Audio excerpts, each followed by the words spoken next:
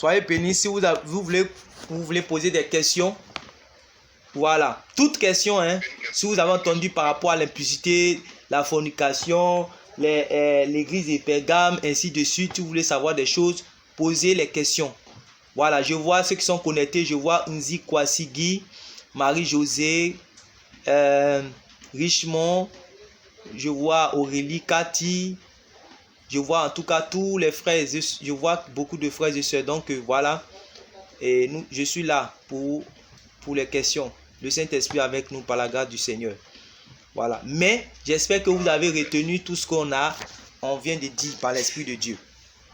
Donc je suis là, que Dieu vous bénisse. Oui. Frère, ma préoccupation. Oui. C'est que Balaam n'est pas israélite. Oui. Comment lui il connaît les interdits que le Seigneur a donnés aux Israël et puis il allait contre ça. D'abord, c'est fini la question? Oui. Ok. D'abord, je te conseille aussi de faire une lecture très minutieuse de Nombres chapitre 22, 23, 24, 25. Maintenant, par rapport à Balaam, comme j'avais parlé, j'ai été très précis dans ce que je disais. On dit que Balaam s'est égaré. Il a préféré un autre chemin. Mais pourtant, Balaam était en contact avec Dieu. Dès le premier moment, Balaam parlait à Dieu. Ça veut dire que Balaam connaissait Dieu. Voilà. Et il n'y a pas eu seulement l'exemple de Balaam. Il y a eu celui qu'on appelait par exemple le père de Ketura, la femme de... comment il s'appelle? La femme de... il y a l'une des femmes d'Abraham qu'on appelait Ketura. Son papa était sacrificateur. Et son papa aussi, il a offert réellement un sacrifice au Dieu véritable que nous adorons aujourd'hui. Pourtant, il était madianite. Il était sacrificateur de Madian. Mais il a offert réellement un sacrifice à l'Éternel. La même chose aussi s'est passée pour Jéthro. Jéthro, en réalité, Jéthro, il avait son peuple. Voilà, je crois Éthiopie, un truc comme ça. C'était quelqu'un de Couche. Et c'est sa fille qui était la femme de Moïse. Mais Jéthro aussi, il est venu, il avait des conseils sages qu'il est venu apporter à Moïse, inspiré par l'Éternel Dieu. Donc c'est la même chose aussi pour Balaam. Voilà. Donc, et même par exemple le cas de Job.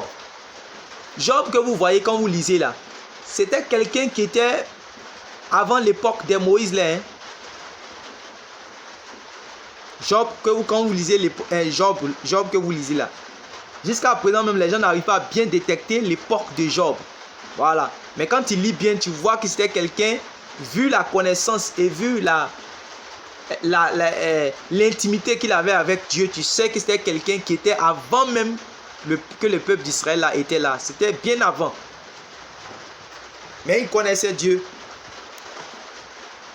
Pourtant, la loi de Dieu était où en ce moment? Mais il connaissait Dieu. C'est la même chose par exemple quand vous voyez que Abraham vient donner la dîme de tout au sacrificateur Melchisédek. Pourtant, nous voyons que c'est quand Moïse va venir que Moïse va commencer à donner les lois concernant les dîmes. Mais nous voyons que quand Abraham va rencontrer Melchisédek, Abraham va donner la dîme. Et si vous lisez dans Genèse chapitre 18, vous allez voir que dans Genèse chapitre 18 là-bas, Dieu a choisi Abraham à partir du verset, si vous lisez Genèse chapitre 19 à partir du verset 18. Bon, je vais prendre cette partie là rapidement pour que vous puissiez voir. Genèse chapitre 19.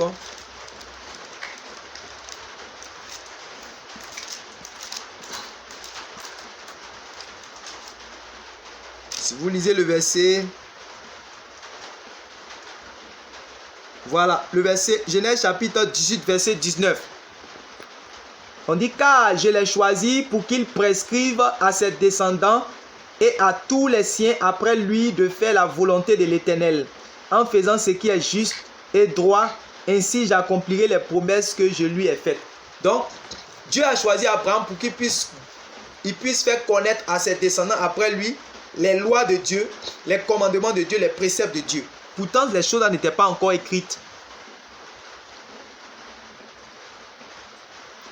Donc, en réalité, c'est la même chose par rapport à Balaam et autres. Dieu se révélait d'une manière ou d'une autre. Voilà.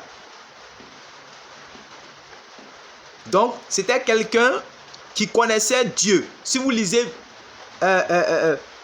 Nombre chapitre 22, Nombre chapitre 23, Nombre chapitre 24, et avec le témoignage des apôtres, surtout dans 2 Pierre chapitre 2, l'apôtre Paul parle de l'égarement de Balaam.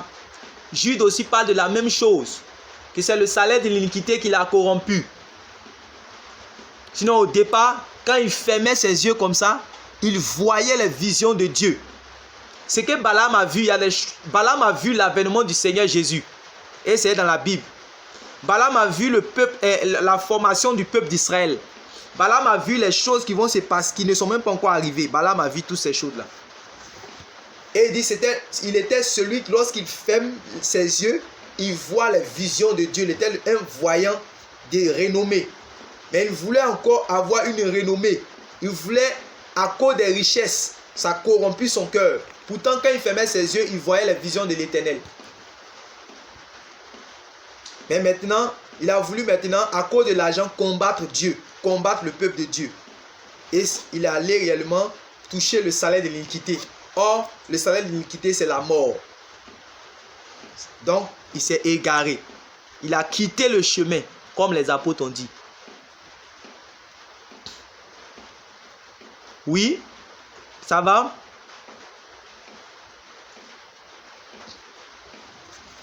Oui, amen, mon frère, merci beaucoup. Ok, sois béni. Y a-t-il des questions? Une autre question? Moi, j'ai une question. Oui, ma soeur, sois bénie, la soeur Aurélia. Amen. Moi, je veux savoir pourquoi dans l'Ancien Testament, c'était permis d'avoir plusieurs femmes, en fait. Ok. Dans l'Ancien Testament, c'était permis. Si vous lisez Matthieu chapitre 19, les enfants du Seigneur, en fait, Dieu a marché avec ce qu'on appelle la volonté permissive et la volonté parfaite. La volonté parfaite va venir avec Jésus. Quand vous lisez Jean chapitre 1, le verset 17, la parole de Dieu dit que Moïse est venu avec la loi. Mais la grâce et la vérité sont venues par Jésus. Au temps de Moïse, Dieu travaillait avec un peuple qui n'avait pas un cœur pour comprendre. Voilà. La majorité, en fait, étaient des gens qui étaient beaucoup rebelles, qui étaient durs à comprendre. Ils avaient un cœur dur. Et il y avait des choses que Dieu réellement permettait jusqu'à un temps quand il allait arriver. C'est pour ça que quand le Seigneur Jésus est arrivé, les gens voulaient toujours brandir les permissions de Moïse. Vous dites que non, Moïse nous a permis de prendre ceci, Moïse nous a permis de prendre ceci. Jésus lui a dit qu'au commencement, cela n'était pas ainsi. Il dit non, il vous avait été dit ceci au temps de Moïse, mais moi, je vous dis cela. Donc Jésus maintenant vient donner un sens véritable à tout ce que les prophètes avaient dit. Il vient donner le véritable sens. Parce qu'il leur montre que vous étiez dans l'ombre, mais voici maintenant la réalité. Vous comprenez, non? Donc, avant, il marchait avec un peuple qui n'était pas préparé à pouvoir comprendre sa volonté parfaite. Maintenant, il marche avec un peuple qui est préparé à comprendre sa volonté parfaite. Et comme vous lisez dans Hébreu, on montre que l'alliance là n'était pas une alliance qui était parfaite. D'ailleurs, même ça a été une alliance qui a été inaugurée avec le sang des boucs et des taureaux. Or, la nouvelle alliance dans laquelle nous sommes, c'est une alliance qui a été inaugurée avec le sang pur de Jésus-Christ. Voilà. C'est pour ça que c'est établi sur de meilleures promesses. Et Jésus est venu avec la grâce et la vérité. Il est venu donner tout le véritable sens, la lumière sur tout ce qui avait été écrit dans la loi, les prophètes et les psaumes. Donc c'est comme si dans l'Ancien Testament, c'était comme un songe. Et dans le Nouveau Testament, c'est comme l'explication du songe. L'ancienne alliance, c'était comme réellement un songe. Et la nouvelle alliance, c'est comme l'explication d'un songe. Donc, on ne peut pas, par exemple, dire, moi, je serai polygame comme Abraham a été polygame ou comme David ou Salomon ont été polygames. Mais pourquoi tu ne dis pas non, moi je suis polygame comme Paul ou comme Pierre ou comme Jacques ou comme Jean? Parce que tu ne pourras pas trouver un polygame là-bas. Pourquoi eux n'ont pas été polygames comme Pierre? Pourquoi les Pierre n'ont pas été polygames comme les Abraham? Pourquoi ils n'ont pas été polygames comme les David et consorts? C'est parce qu'ils ont reçu en eux l'esprit de Dieu qui pouvait les emmener maintenant à la volonté parfaite, puisque c'était le temps maintenant, l'âge de la perfection. Nous sommes actuellement dans une dispensation de perfection, dans la volonté parfaite. Si vous lisez dans Romains chapitre 12, à partir du verset 1, on dit nous pouvons connaître la volonté de Dieu, ce qui est bon, agréable et parfait. Alors qu'avant réellement, ce n'est pas du tout le peuple de Dieu qui était répandu le Saint-Esprit. Et le Seigneur n'habitait pas réellement dans ses bien-aimés. Voilà, le Saint-Esprit venait à quelquefois sur les prophètes, sur les rois et sur quelques sacrificateurs, et sur quelques rares personnes. Vous voyez, sur quelques juges et autres. Or, dans la nouvelle alliance, tous ceux qui croient, mais à tous ceux qui croient en son nom, à tous ceux qui l'ont reçu, à tous ceux qui croient en son nom, elle a donné le pouvoir de devenir enfants de Dieu, lesquels sont ni de la chair, ni du sang, ni de la volonté humaine, mais de Dieu. Ils ont la possibilité de connaître la pensée parfaite de Dieu. On dit celui qui a l'Esprit de Dieu connaît les choses de Dieu. Donc on peut savoir que ça, c'était permis réellement à leur temps, mais aujourd'hui ce n'est pas permis également à notre temps. Puisqu'aujourd'hui, le mariage se fait par exemple à l'image de Christ et l'Église. Voilà, on n'a jamais dit que Christ et ses églises. Comme à chaque fois qu'on dit les églises, par exemple dans la Bible, on parle des églises locales dans certaines localités. Mais toutes ces églises locales qui sont dans certaines localités-là, on les appelle elles toutes l'église, une seule. L'église du Seigneur. Donc le Seigneur a une seule femme qu'on appelle l'église, malgré la pluralité qu'on voit choses là. Ça, ce sont comment on appelle ça, les églises locales qui sont réparties dans chaque localité. Mais ce qu'on appelle l'église du Seigneur là, l'église du Seigneur dans son ensemble n'est pas répartie. Le Seigneur voit une seule église, ça on appelle le corps. C'est elle là qui va venir chercher quand il va venir. Donc c'est une femme, une seule. Comme Adam en avait une seule. C'est pour ça que quand les gens sont venus vers lui, ils lui ont dit, ah, mais Moïse nous a dit de faire ceci. Il dit, non, au commencement, il n'en était pas ainsi. Dieu a dit que l'homme quittera son père et sa mère et s'attachera à sa femme. Et les deux deviendront une seule chair. Il les a ramenés au commencement où il y avait un seul homme et une seule femme. Donc, c'est un peu ça.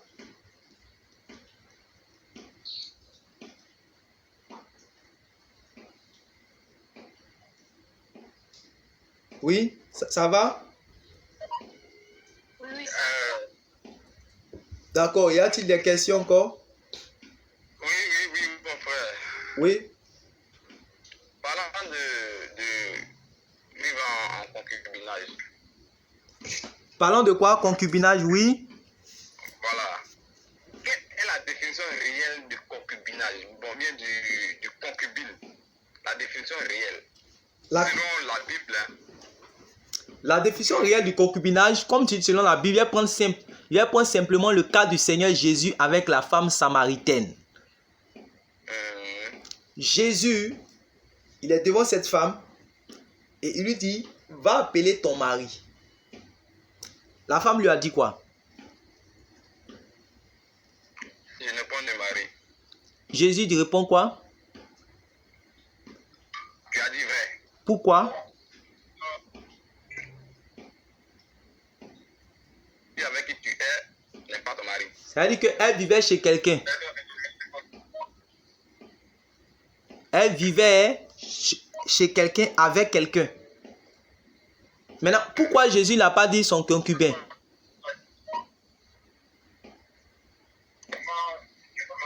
Jésus a dit va appeler ton mari. Parce qu'en réalité, c'est la même concubinage en fait. Ça veut dire quoi? C'est deux personnes qui vivent ensemble comme s'ils étaient mari et femme alors qu'ils ne le sont pas. C'est l'un des passages les plus clairs là-bas. Ils partagent le lit conjugal comme si réellement ils étaient des maris et femmes alors qu'ils ne sont pas maris et femmes. Tu prends un dictionnaire ou bien tu prends réellement même, tu tapes sur internet, tu vas voir simplement. La morale là, ça existe aussi dans le monde. Hein. Voilà, il y a cette, même si le monde se dégrade, mais quand même il y a certaines choses que le monde aussi connaît comme morale, comme moralité. Donc le concubinage, en fait c'est ça. C'est le fait de partager, de vivre comme si on était marié alors que réellement on n'est pas marié. J'ai un texte là-dessus où j'ai fait réellement une précision des choses par rapport au concubinage. Et j'ai placé en fait là, j'ai donné des définitions. Et je pense que ça pourra t'aider par rapport aussi à la question. Sinon, le concubinage en fait c'est ça. Et quand le cas aussi de, comment il s'appelle, de Salomon, en fait, les concubines aussi souvent étaient appelées comme des femmes de second rang. Pour ceux qui étaient par exemple des polygames avant, ils avaient des femmes de second rang. Voilà, ils avaient des femmes de second rang. C'était des femmes qui étaient là, mais c'était des concubines en fait. Qu'ils appelaient des femmes de... On dit que Salomon avait 700 femmes et 300 concubines, un truc comme ça. Allô, mon frère? Voilà, donc ça veut dire qu'il vivait avec ces femmes-là. Allô? Oui, oui, vas-y, oui, vas-y. Oui, en vérité, je n'ai pas bien compris la définition. Je ne sais pas si c'est mon réseau qui fait.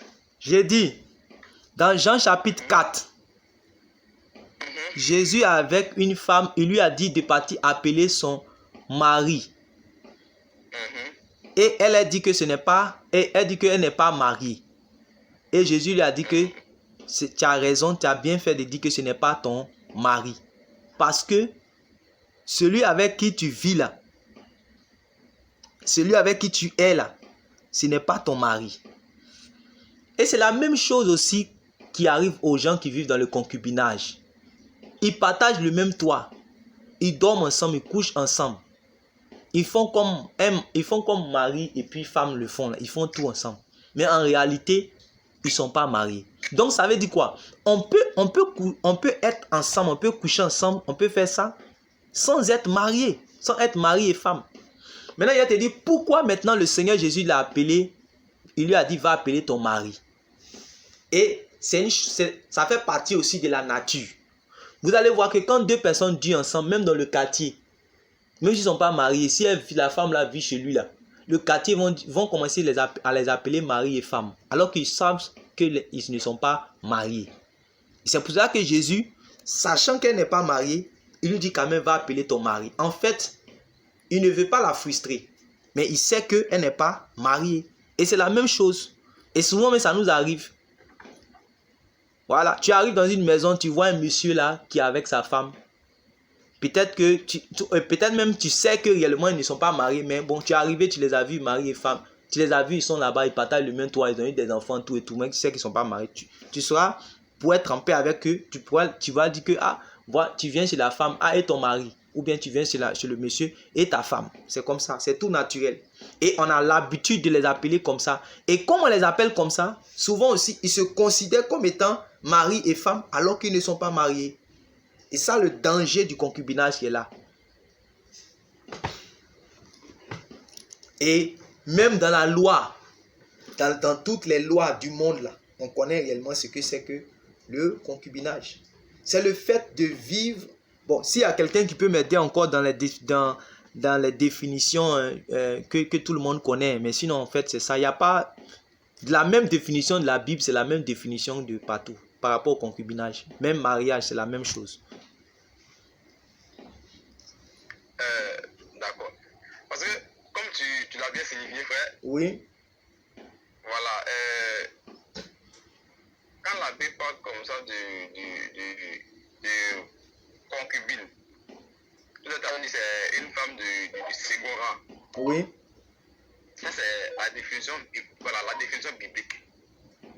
La Bible dit... Ce n'est pas ça seulement. C'est pour ça qu'il a donné dans Jean chapitre 4. Est-ce qu'elle était femme de second rang? Oui. Hein? Non, elle n'est pas femme de second Mais pourquoi Jésus lui a dit que celui qui est vu là, ce n'est pas son mari? Pourtant, il avait commencé par lui dire que il a commencé par lui dire que va appeler ton mari. Je veux te dire que ici, c'est très facile de voir que cette femme était dans le concubinage. C'est très facile. Mais elle n'était pas femme de second rang. Ça veut dire que la définition de concubinage dans la Bible ne veut pas dire seulement femme de second rang. C'est tout ce que j'ai en train de te dire d'abord. Il faut que tu acceptes Jean chapitre 4 là.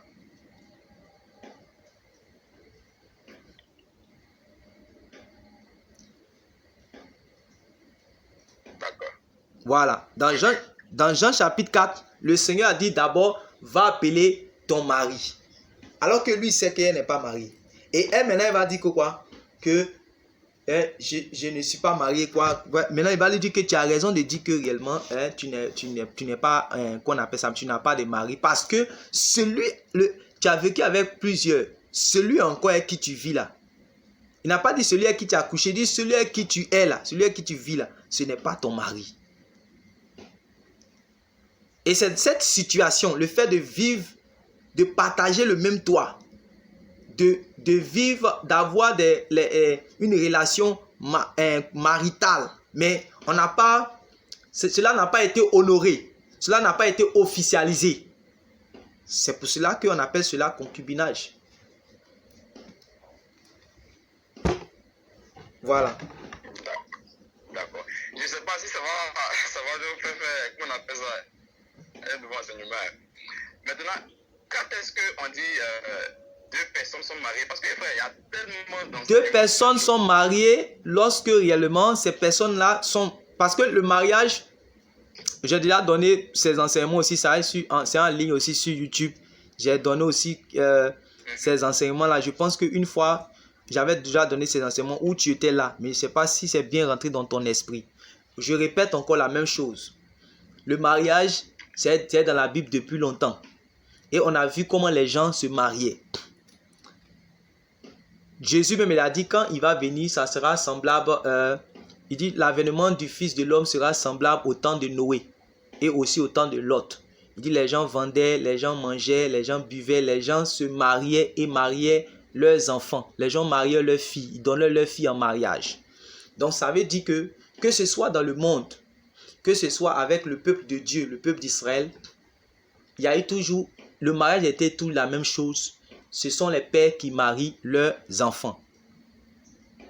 Voilà. Ce sont les parents qui marient leurs enfants. C'est eux que Dieu a choisi comme étant l'autorité légale pour pouvoir bénir ce qu'on appelle le mariage. Voilà. C'est pour cela que quand tu vas voir dans la Bible, on va voir tous ces exemples-là avec le cas d'Isaac, le cas du mariage de Jacob, tous les autres mariages, tu vas voir la même chose. Jusqu'à ce que quand tu vas lire dans 1 Corinthiens chapitre 7, à partir du verset 30 là-bas, ils vont dire qu'en réalité, celui qui ne marie pas sa fille, réellement, il fait... Et celui qui marie sa fille, qui veut marier sa fille, il ne pêche pas.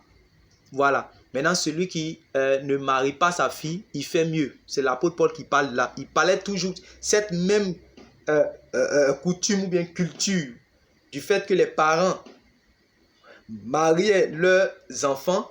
Réellement, c'était toujours d'actualité, même depuis 1 Corinthiens chapitre 7.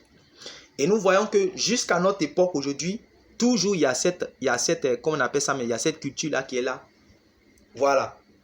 C'est pour cela que quand tu vas prendre une femme, tu vas aller chez ses parents. Et jusqu'aujourd'hui, c'est ce que nous tous on a fait. Et dans plusieurs sociétés, la même chose aussi se passe. Voilà. Tu vas aller chez ses parents parce que la fille vit chez quelqu'un. Elle a été nourrie par quelqu'un. Elle a été élevée par quelqu'un. Elle porte le nom de quelqu'un. Et elle a pour devoir, elle, de ne pas déshonorer ses parents.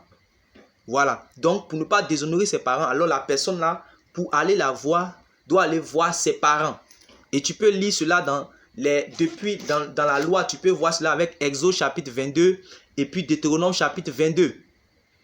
De Deutéronome chapitre 22, on dit lorsqu'un homme a pris une femme et qu'il s'est approché d'elle et qu'il a trouvé en aversion, il va venir devant les anciens du peuple, il va dire que réellement j'ai pris cette femme et je me suis approché d'elle et je ne l'ai pas trouvée vierge. Et il va porter atteinte à sa réputation qui était réellement sa virginité à cette époque.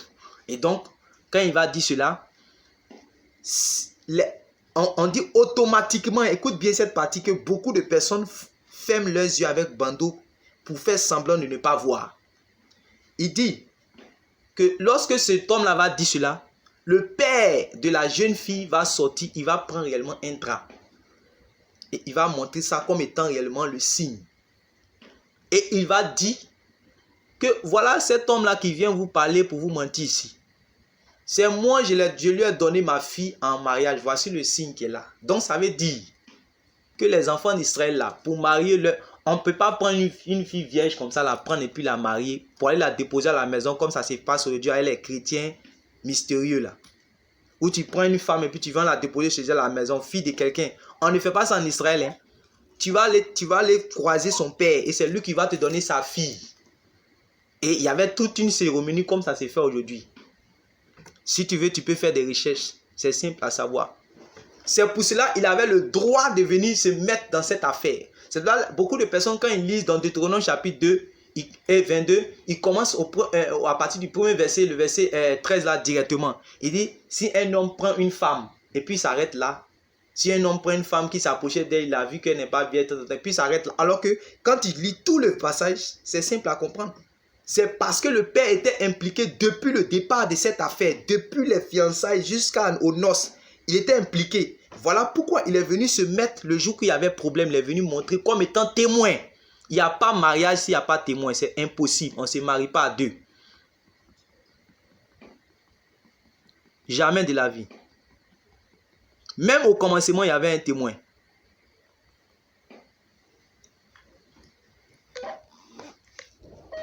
Or, le concubinage, je termine. Il n'y a pas témoin. Il n'y a pas témoin.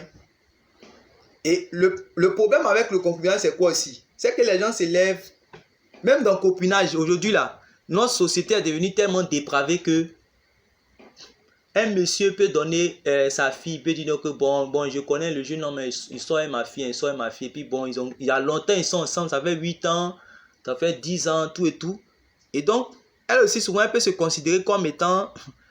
Là, elle dit non, lui, c'est mon chéri. Un jour, elle soulève ses bagages, elle met ça dans sa chaise sans dormir chez lui.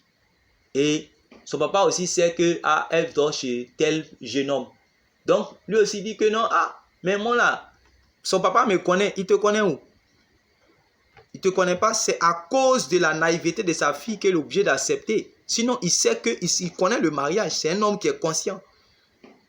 Il sait ce que c'est que le mariage. C'est un citoyen de l'État. Il connaît.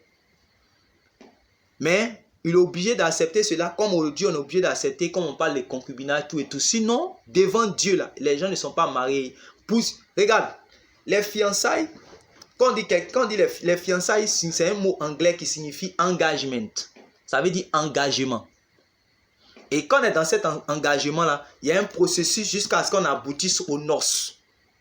Or, on ne peut pas. Le noce, là, c'est le fait de se connaître sexuellement. Or, on ne peut pas se connaître sexuellement si la chose n'a pas été officialisée. Si la chose n'a pas été bénie. Si la chose n'a pas été, qu'on appelle ça même, concrétisée. C'est pour cela que dans toutes les cultures que vous allez aller, forcément, il y a toujours cela. Il faut que les gens puissent officialiser. Il faut qu'il y ait des témoins pour pouvoir officialiser la chose. Il n'y a jamais eu un mariage où c'est un monsieur et puis une femme qui se sont mariés à deux. Jamais, même dans la Bible, il n'y a pas de mariage comme ça. C'est pour cela que le jour que David même voulait coucher avec sa demi-sœur, la demi-sœur a dit non, que c'est un déshonneur, que tu peux aller voir mon papa, tu vas me demander en main. La même chose s'est passée aussi avec Dina. Les gens de Sichem, ils ont pris la fille, ils ont fini de coucher elle maintenant, et puis c'est maintenant il dit qu'il va aller payer d'autres. Alors David dit d'accord. Qu'on appelle ça, les frères de Jacob disent d'accord. Ils ont déshonoré notre fille. Ils ont déshonoré notre soeur. Parce que c'était une chose qui ne se faisait pas en Israël. Avant qu'on doit avoir la connaissance, se connaître, les noces là, on va demander la main de la fille chez le responsable de la fille. Voilà. Maintenant, tout ce que vous lisez dans Exode chapitre 22 et Deutéronome chapitre 22 là, ce sont des éventualités. Comme je le disais par rapport à la polygamie, ils sont un peuple au cou raide. Ils ne font pas toujours ce qui est droit. Donc voilà pourquoi il va se promener, il va voir une jeune fille vierge comme ça dans les champs. Et puis au lieu de savoir si elle a un propriétaire, c'est-à-dire que si elle s'est engagée dans les fiançailles pour se marier avec quelqu'un, il s'en fout de ça. Lui, il pense seulement réellement à ses pulsions et il court comme un animal sauvage et il commence à la violer. On dit que si elle est dans les champs, qu'elle puisse crier. Si elle est dans la vie, en tout cas qu'elle puisse crier pour que quelqu'un puisse venir la défendre. Si elle ne peut pas, alors qu'on les a attrapés les deux, vu qu'elle fait partie, comment on appelle ça même, du peuple d'Israël, on va les prendre les deux et on va imposer à ce dernier qui a fait cet acte-là, on va lui imposer une dot. Ça devient la dot pour lui, au lieu que ça soit quelque chose de naturel, ça devient pour lui une sanction. Et il est obligé de la garder, puisque qui d'autre maintenant va la prendre, vu qu'elle n'est plus vierge. Puisque à cette époque-là, on se mariait dans la virginité. Et aujourd'hui, nous sommes le peuple saint de Dieu. Même si nous sommes venus étant déjà dégradés, mais nous pouvons inculquer cette valeur. Et le Seigneur nous donne même d'inculquer cette valeur à nos enfants, afin qu'ils puissent entrer dans le mariage, même dans la virginité. Et si les musulmans qui n'ont pas le Saint-Esprit arrivent à le faire, ce n'est pas nous les chrétiens qui ont le Saint-Esprit qui ne pourront pas le faire. Donc, on peut même garder sa fille vierge. On marie, c'est-à-dire que ceux qui ont le droit de marier. C'est pour cela, si deux personnes sont pris ensemble comme ça et sont allés directement à la mairie pour aller faire les papiers administratifs, tout et tout, pour dire qu'ils sont mariés et que leurs parents ne sont pas au courant, leurs parents ne les ont pas bénis, leurs parents n'ont pas donné leur caution, alors ils ne sont pas mariés. Selon la Bible, ils ne sont pas mariés. Parce que ceux à qui Dieu a donné le droit légal de venir bénir le mariage, ce sont les parents. Maintenant, tu peux être dans une société, par exemple, où on ne conçoit pas qu'une personne est mariée tant que la personne n'est pas encore partie à la mairie. Par exemple, si tu es dans les pays comme Tunisie ou Maroc, comme ça, je ne sais pas, un truc comme ça, c'est des pays où, par exemple, eux là, s'ils ne t'ont pas encore vu, par exemple, à la mairie, ils conçoivent que tu n'es pas marié. Maintenant, toi, peut-être que tu as fait la dot avec la sœur en Afrique. Mais vous êtes dans un pays, par exemple, comme au Maroc. Maintenant, pour ne pas que le nom du Seigneur soit blasphémé, après que tu aies fait, par exemple, la dot, tu te dois maintenant, pour ne pas que le nom du Seigneur soit blasphémé, et dans toute la sagesse, tu te dois maintenant d'aller à la mairie pour aller faire réellement en tout cas ce qu'il y a à faire. Et puis, pour que le peuple qui est là-bas, puisque eux considèrent directement le mariage comme étant le fait de partir à la mairie, tu es obligé de le faire. Et puis, de toute façon, c'est toi qui vas bénéficier. Parce que tout ce qui est mariage à la mairie, c'est pour des papiers administratifs, c'est pour que réellement, c'est pour les avantages de la femme et des enfants qui vont venir, ainsi de suite. Voilà. C'est pour cela, quand vous arrivez à la mairie, on parle de officialisation des mariés. Et nous-mêmes, quand on partait à la mairie, dans les années où on s'est marié, dans l'année où je me suis marié avec ma femme, quand on est parti, on nous a demandé, est-ce que vous avez fait la dot? Il y avait une salle, il y avait une réunion comme ça, où il y avait tous ceux qui devaient se marier le même jour. On nous a dit ce qu'on doit dire, tout et tout. On appelle ça officialisation des mariés. Ce qu'on dit officialisation des mariés, c'est le fait de mettre ça réellement sur des papiers administratifs. Et comme aujourd'hui, je n'ai pas le temps réellement de pouvoir montrer à quel moment ce qu'on appelle le mariage à la mairie est venu, c'est-à-dire que est venu dans le monde, et encore ce qu'on appelle le mariage religieux, à quel moment c'est venu dans le monde. Si comme je n'ai pas le temps d'en parler, pour ne pas qu'on voilà, ça prenne tout le temps, voilà, je t'invite à suivre l'enseignement que j'ai placé sur YouTube, où j'ai parlé réellement du mariage. Voilà. Donc, pour terminer, comme on appelle ça, on ne peut pas prendre la fille de quelqu'un puisqu'elle est sous l'autorité de quelqu'un. C'est son père, ce sont ses oncles ou bien ses pères sur où elle vit. Donc, elle est issue d'une famille. Elle a reçu des valeurs, elle a reçu une éducation. Elle porte un nom. Alors, quand tu vas aller, elle porte le nom de quelqu'un. Alors, quand tu vas aller, tu dois forcément aller vers les parents. Voilà, ceux qui sont responsables d'elle. Et c'est à elle que tu demandes sa main. Et c'est eux qui, c'est la même chose qui s'est passé avec Eliezer de Damas. le serviteur le plus ancien de la maison d'Abraham, quand il est parti pour aller demander la main de Rebecca, il a tout de suite cherché à connaître les parents de Rebecca. Il n'a pas attrapé la main de Rebecca pour aller en même temps l'envoyer de l'autre côté. Parce que la bienséance ne permet pas cela. Ça sera un vol. Ça sera la même chose qui s'est passé avec la fille de Jacob. Donc, il est obligé d'aller d'abord chez les parents. Et quand les parents réellement ont donné leur accord, alors les parents vont bénir leur fille, vont bénir tout avant que réellement le mariage réellement va se passer. Donc, ça a toujours été comme ça.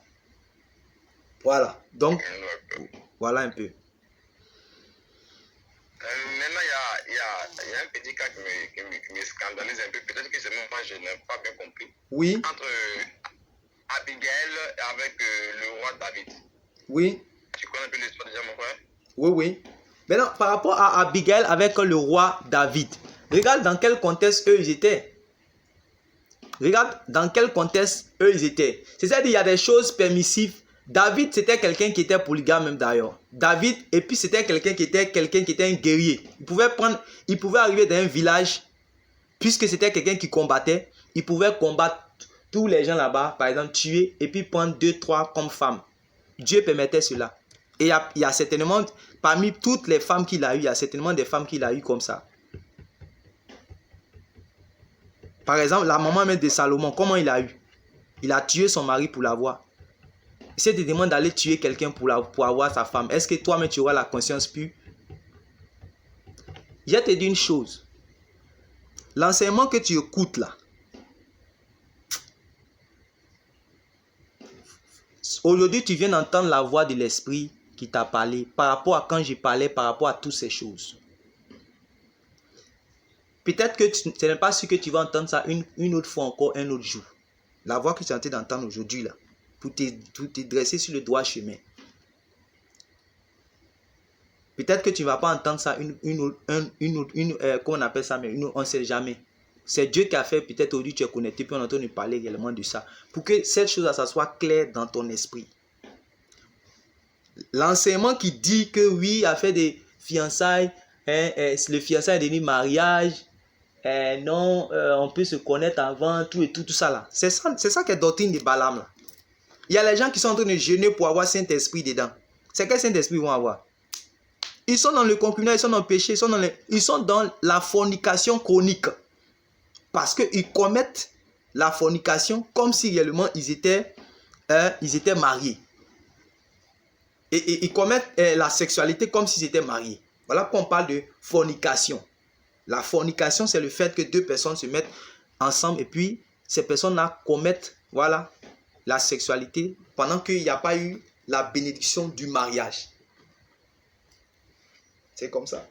Même au commencement, là, quand il y a eu Adam et Ève, là, Adam et Ève, c'est Dieu qui a béni leur union. C'est Dieu qui a béni leur union. Et Dieu était comme aussi le père, si on veut rentrer même en profonde révélation, Dieu était le père d'Adam, Dieu était le père comment il s'appelle, de Ève. Et s'il n'y avait pas de père et de mère, c'est parce qu'ils étaient les deux qui étaient les premiers hommes sur la terre. C'est pour cela qu'on n'a pas vu un parent. Mais si réellement il y avait un parent, tu allais voir que c'est eux qui allaient célébrer leur union. Et ça a été toujours comme ça. C'est pour cela à chaque fois, Jésus a répété dans Matthieu, il a dit que les gens mariaient leurs enfants. Et ça continue toujours, même dans les sociétés les plus dépravées, même dans le monde aujourd'hui. Ils savent cela. Voilà pourquoi quand ils vont voir, et je te dis, hein, il y a plusieurs frères aujourd'hui qui sont mal vus. Je me rappelle où une soeur, où on partait, son papa même, il a dit, ah, c'est les chrétiens de maintenant, c'est vous là. C'est vous prenez les filles des gens, vous les mettez chez vous et vous dites, vous êtes mariés là. Voyez, voilà l'exemple aujourd'hui que les gens donnent. Et ils vont dire que non, voilà, dans telle comment on appelle ça, mes sociétés là, la dot là, ils ont commencé même à diaboliser la dot. Voilà, pour dire que ouais, non, la dot là, c'est diabolique. Pourtant, en réalité, certainement, il peut y avoir comment on appelle ça, mais des extrêmes. Et vous pouvez vous entendre avec la famille pour ne pas réellement, si tu affiches ta foi et que la jeune fille aussi réellement affiche sa foi, C'est normal, puisque nous aussi, on a embrassé certaines, comment on appelle ça, mes cultures. Comment je me suis marié avec mon épouse, elle est issue elle est xénophobe. Ils m'ont demandé certaines choses. J'ai vu que, par exemple, c'était pas contre ma foi. Par exemple, ils m'ont demandé cola. Après, ils m'ont demandé un bois, un fagot. Et puis, ils m'ont demandé une somme d'argent. Et puis, quelques éléments, des trucs comme ça. Maintenant, toi, tu peux recevoir un enseignement où ils vont te dire que non, ça, c'est acheter la fille. Oh, c'est faux. C'est quelque chose de symbolique, c'est tout. Ça n'a rien de dire non que c'est acheter la fille. Tu n'as pas acheté. Je n'ai jamais eu dans ma pensée, puisque j'aime ma femme, donc je n'ai jamais eu dans ma pensée que j'ai acheté ma femme. Ce n'est pas... Et vous allez trouver des prédicateurs qui vont vous... puisque eux-mêmes sont dedans. Maintenant, comme ils ne sont pas un pour dire qu'ils ont fait l'erreur de se marier comme ça, comment un prédicateur, par exemple, peut être en mésentente avec sa belle famille? Quel est l'exemple? Est-ce qu'il peut convertir un jour sa belle famille? Est-ce qu'il peut aller prêcher là-bas un jour? Puisque tu n'as même pas donné réellement le bon exemple. Tu as créé déjà Palab et tu vas prendre le nom du Seigneur pour mettre là. Ce n'est pas le Seigneur. Donc soyons sages. La sagesse, c'est le fruit de l'esprit. Et la Bible même dit de rechercher la paix avec tous. C'est si par exemple ils t'ont demandé quelque chose qui va à l'encontre de ta foi. Ils t'ont dit non, il faut aller par exemple, comment on appelle ça, mais te prosterner devant un truc, va couper, va faire en tout cas une adoration ainsi de suite. Là, tu affiches ta foi en tant que chrétien et tu vas prier le Seigneur.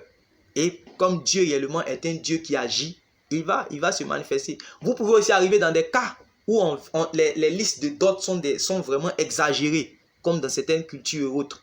Voilà. Et j'insiste aussi pour les sœurs à vous entendre réellement avec vos parents. Pour que lorsque réellement ils exagèrent dans ces choses, vous puissiez leur dire non, ce n'est pas normal. Alors, vous allez voir que si le père aime sa fille, il va céder et il va réellement atténuer les choses, arranger les choses. Et puis, la Bible même dit Dieu corrompt, et Dieu qu'on appelle ça même, il adoucit, il maîtrise le cœur des rois. C'est-à-dire que même si un cœur dit comment Dieu peut maîtriser son cœur, Dieu peut changer les situations. Voilà, donc tu peux prier. Et moi, ça m'est arrivé quand je faisais ma dot. Voilà, ma femme m'a plaidé certaines choses. Et puis bon, ils ont fait le truc, ils ont allégé tranquillement. Donc, il n'y a rien de satanique là-dedans. Il n'y a rien de satanique généralement. Mais comme les gens ont fait ils ont fait un mauvais pas, ils cherchent toujours quelqu'un pour pouvoir les défendre dans leurs égarements ou bien dans leur mauvais agissement. Ils cherchent toujours quelqu'un pour pouvoir les défendre. Donc forcément, on va trouver un prédicateur par exemple qui défend. Par exemple, ceux qui sont polygames. Aujourd'hui, ils sont contents parce qu'il y a un Gédéon qui a commencé à dire non, que vive la polygamie. Ceux aussi qui sont dans le concubinage. Il n'y a pas meilleur prédicateur qui va venir leur dire que le concubinage c'est normal. Donc c'est simple. Ok, mon frère, merci beaucoup. Mais je pense que j'ai une dernière question qui va... Oui. Que pense la Bible dans cette histoire de... Je sais pas si tu connais déjà le coco. Est-ce que le chrétien peut faire coco et puis vivre en même temps avec la femme?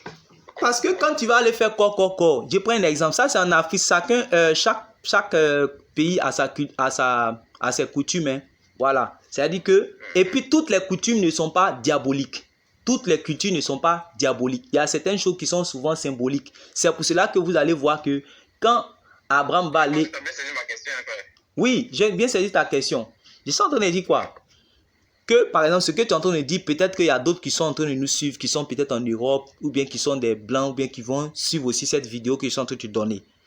Mais eux, peut-être eux ne connaissent pas ce qu'on appelle coco. Mais ils sont en train de dire que par rapport à nous, ce sont des choses peut-être qui se passent généralement en Afrique. Tu comprends? Et tant que les parents, puisque eux, ce qu'ils considèrent comme mariage, c'est pour cela que le jour de la dot là, très souvent, en tout cas généralement, toutes les dots auxquelles j'ai assisté, les parents ont toujours béni, tu vois, la même chose que les gens font à la mairie ou bien quand ce qu'on appelle mariage religieux entre griffes là, voilà, la bénédiction là, vous allez voir que la même bénédiction, les parents vont le faire. Ils vont demander, ils vont dire à leur fille même, sois féconde, que va dans ton foyer, sois béni. C'est un mariage. C'est pour cela qu'ils appellent ça entre griffes mariage coutumier. Mais en réalité, c'est le mariage même qui est selon la Bible qui est là. Voilà. Maintenant, vous pouvez vivre dans une société, par exemple, ou bien dans un pays, par exemple, où c'est une chose, c'est vraiment nécessaire de pouvoir faire comment on appelle ça même là, le mariage à la mairie avant qu'il y ait consommation. Et bon, si ça coûte, je pense que ça ne coûte pas grand-chose.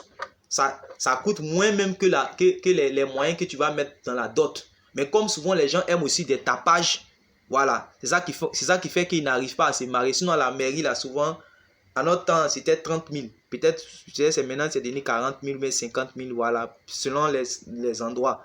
Voilà, puisque c'est un service administratif que la société rend à, comme on appelle ça, aux citoyens qui veulent réellement se marier.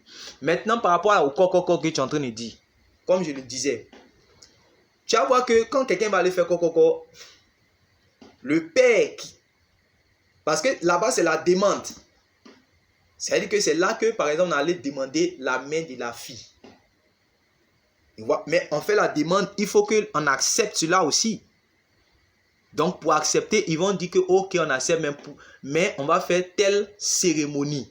Et la cérémonie, là, c'est ça qu'on appelle noces. Même Dieu même a gardé ça dans la Bible.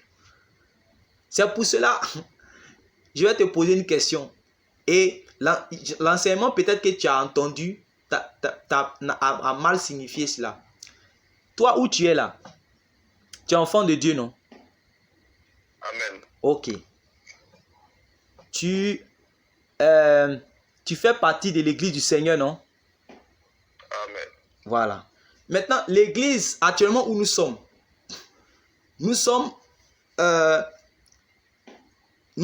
comment on appelle ça même? Fiancés. C'est-à-dire que je vais parler dans le cas très pratique. Nous sommes fiancés au Seigneur ou nous sommes déjà mariés et connus par le Seigneur.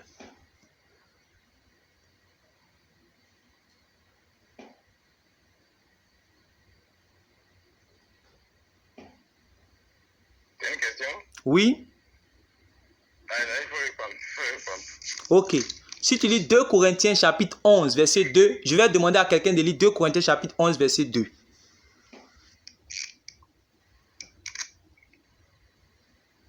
« 2 Corinthiens chapitre 11, verset 2.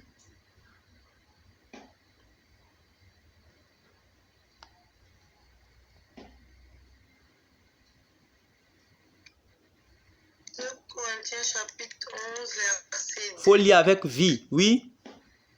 Car je suis jaloux de vous. Oui? D'une jalousie de Dieu. Oui? Parce que je vous ai fiancé à un seul époux. Parce que je vous ai Fiancé à un seul époux. Voilà. Donc, il dit la fiancée, l'église, à Jésus. Donc, l'apôtre Paul a fait le travail de fiançailles. Tu comprends? Donc, l'église, là, est fiancée à Jésus. C'est pour cela que dans la fin de notre histoire, là, ça va se terminer par quoi? Le mariage, qu'on appelle les noces de l'agneau. Mais comme les gens ont été mal enseignés, on leur fait croire que déjà, ils sont déjà la femme de Jésus. Nous sommes appelés normalement, si on veut aller dans le fond, nous sommes appelés à devenir la femme. Maintenant, actuellement, nous sommes dans le cadre de sélection. Ça a été la même chose qui s'est passé dans le temps de la reine, comment elle s'appelle? Esther. Il y a eu plusieurs filles qui étaient sélectionnées pour entrer dans le harem, pour entrer dans le palais.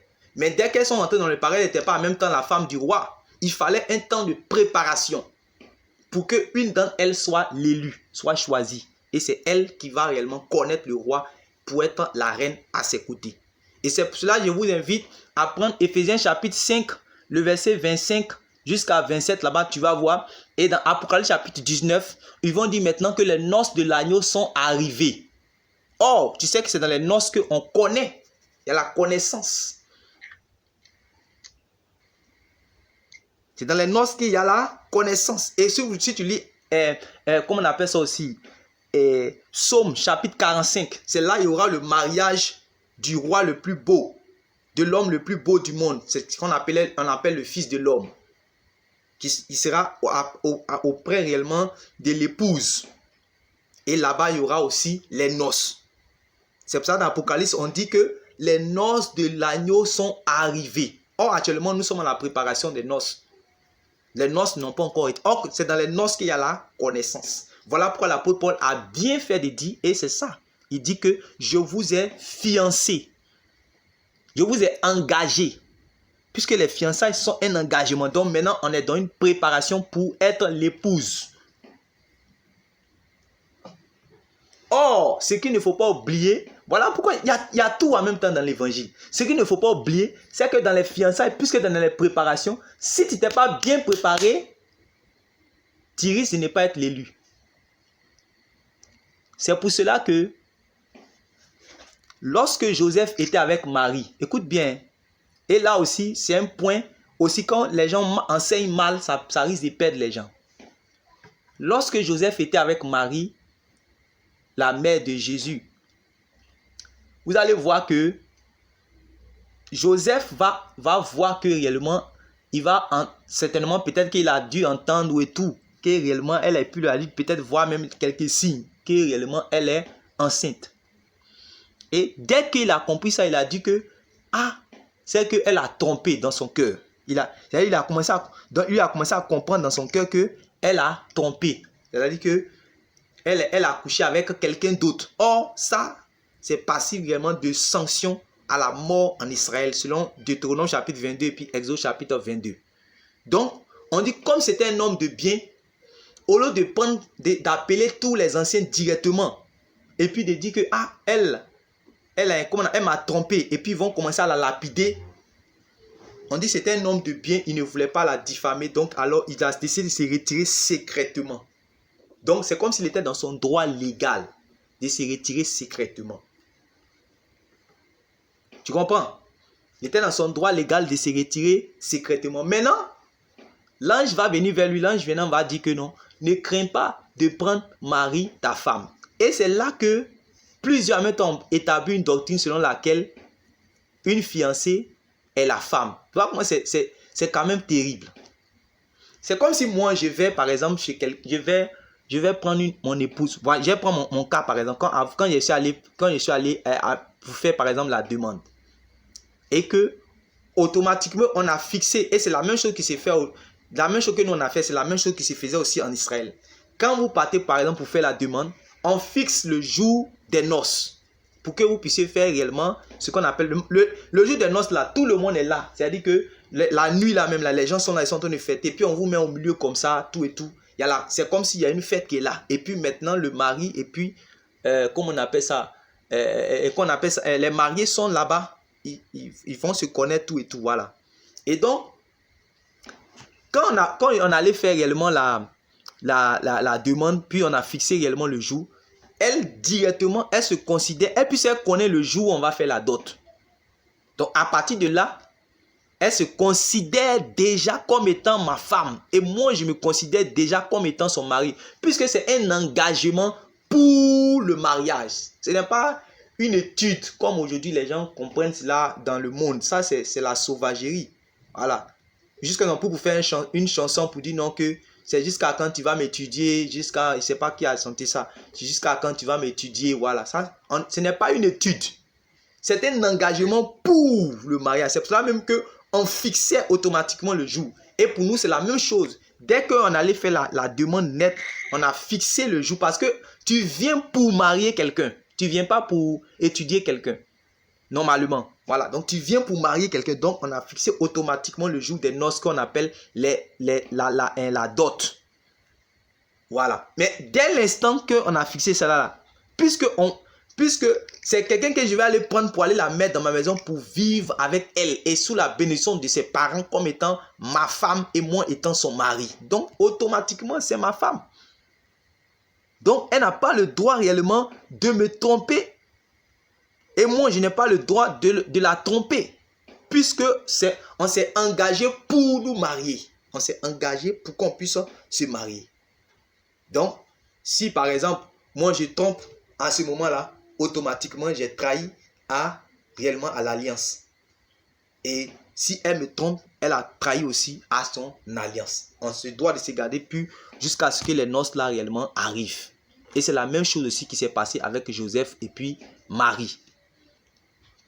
certainement, c'était des personnes qui se sont, comment on appelle ça même, ils ont fait les engagements de fiançailles. Les noces étaient devant. Et automatiquement, voilà, comment il s'appelle, Marie qui est déjà enceinte. Et lui, il a vu cela comme étant une trahison. Donc, il a décidé de se retirer secrètement. Si c'était déjà sa femme là, on ne pouvait pas dire qu'il voulait, on ne pouvait pas utiliser l'expression qu'il allait se retirer secrètement. On ne pouvait pas dire ça. Si c'était déjà sa femme, on ne pouvait pas dire qu'il allait se retirer. C'est parce que c'était pas encore, les choses n'étaient pas encore bien connues. Le prédicateur qui t'a enseigné n'a pas donné ce détail-là. Si c'était quelque chose qui était légal, est-ce qu'on allait dire qu'il allait se retirer secrètement? C'est parce que ne s'était pas encore connu. Et c'est parce que, puisque on ne peut pas parler de mariage en Israël sans qu'il n'y a pas réellement connaissance. Ça veut dire qu'ils n'étaient pas encore mariés, ils étaient des fiancés, comme tu entends fiancés là. Mais maintenant, comme on appelle ça même. Et puis, il y a plusieurs choses aussi à expliquer dans ce passage-là. Dieu même, il appelle souvent les choses qui ne sont pas comme si elles étaient. Et déjà, Dieu voyait réellement, qu'on appelle ça même, Joseph et Marie comme étant mari et femme, puisqu'il les voyait peut-être devant être des maris et mari et femme. Voilà, ça c'est un autre détail qui est un peu plus profond, que je ne vais pas arriver à. Sinon, souvent, Dieu appelle les choses qui ne sont pas comme si elles étaient, puisqu'il les voyait déjà devenir mari et femme. C'est pour cela que, comment on appelle ça même, par exemple, il peut y avoir deux personnes, par exemple, qui sont là. Qui sont, et par exemple, il y a un frère et une soeur réellement qui sont avec nous ici, qui se sont engagés pour se marier. Par exemple, eux, on les considère comme mari et femme. C'est juste qu'il n'y a pas, par exemple, la connaissance. Sinon, eux, ils ont déjà peut-être fixé le jour que réellement ils vont faire leur dot, ils vont réellement faire leur mariage, tout et tout. Mais parmi les deux là, aucune personne n'a le droit réellement de trahir à l'alliance. C'est-à-dire que le fait de pouvoir aller se désengager pour aller coucher avec quelqu'un d'autre, Donc là, automatiquement, tu as trahi. Et quand c'est comme ça, il peut y avoir séparation. Et j'ai connu des cas où il y a eu séparation comme ça. Après avoir eu engagement réellement de fiançailles. Parce que l'autre, réellement, s'est mal comporté. Voilà. Et aller trahir. Voilà. Donc, comme je termine pour dire quoi, dans le cas de Joseph, c'était la même chose qui s'est passée en Israël. Puisque en Israël, depuis le temps de Deutéronome chapitre 22, Exode chapitre 22, la même manière qu'on fait mariage là. C'est la même manière qu'ils ont fait mariage jusqu'au temps de Joseph. On dit dans le mariage selon Deutéronome là, les pères, les parents sont toujours impliqués là-dedans. Et quand on parle de noces, quand on dit qu'il y a eu mariage, c'est qu'il y a eu connaissance. Le mari a connu la jeune fille vierge et en ce moment elle n'est plus vierge. Mais si Marie est restée toujours vierge, c'est parce que les deux ne dormaient pas sur le même toit. Aïe! Comment elle va rester vierge et puis elle est sa femme et puis elle dorme sur le même toit? Toi-même, il faut essayer de réfléchir. C'est parce que elle n'était pas sa femme. À cause de ça, elle était toujours vierge. Le prédicateur qui t'a prêché n'a pas essayé de réfléchir sur ce côté-là. Sinon, tu vas croire la doctrine catholique qui dit que Joseph est le chaste époux. C'est-à-dire que c'est lui qui prend sa femme, jolie femme belle. Il a marié tout, et puis il la dépose et il est chaste époux. Il ne la touche pas jusqu'à la mort. Doctrine démoniaque.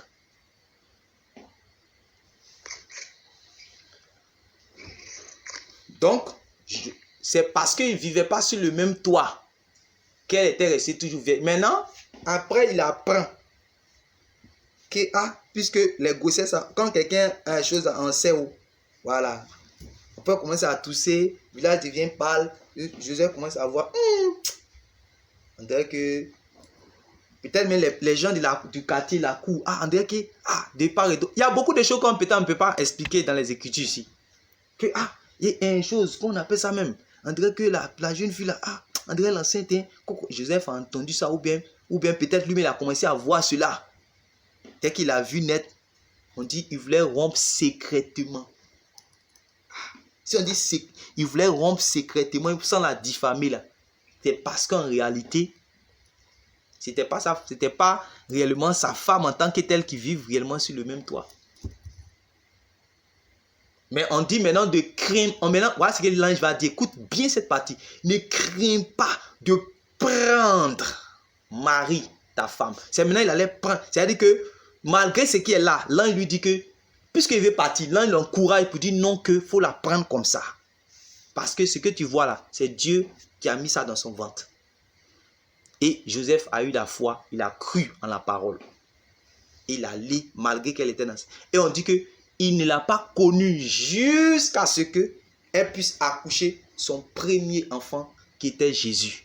Donc après avoir accouché, non seulement elle ne va plus avoir ce statut de vierge, mais puisqu'on dit qu'il n'a pas connu, on n'a pas dit il a plus connu, on dit il ne l'a pas connu jusqu'à ce qu'elle puisse réellement accoucher le premier enfant qui était Jésus. Donc c'est maintenant qu'elle allait commencer à connaître son épouse. C'est pour cela qu'il y a eu les fruits de cette connaissance dans la Bible, puisqu'on a remarqué de manière claire les frères et les sœurs de Jésus-Christ de Nazareth.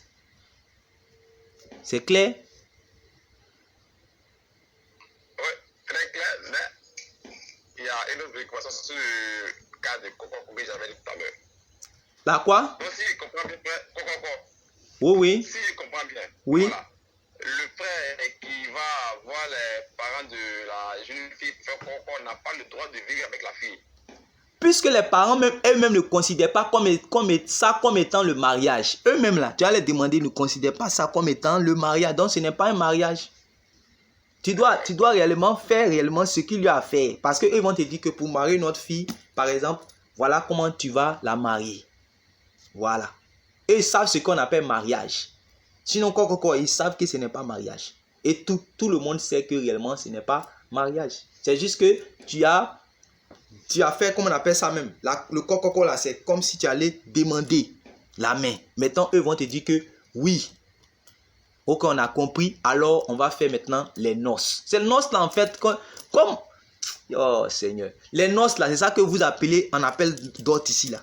C'est ça. C'est-à-dire que c'est une cérémonie pour officialiser vos mariages. C'est pour cela que ce jour-là, ils vont, moi, le jour de ma dot, on m'a donné la soeur là, la soeur qui est ma femme, on m'a donné, son père, ses parents, sa famille me l'a donné comme ma femme. Ils nous ont bénis, mari et femme.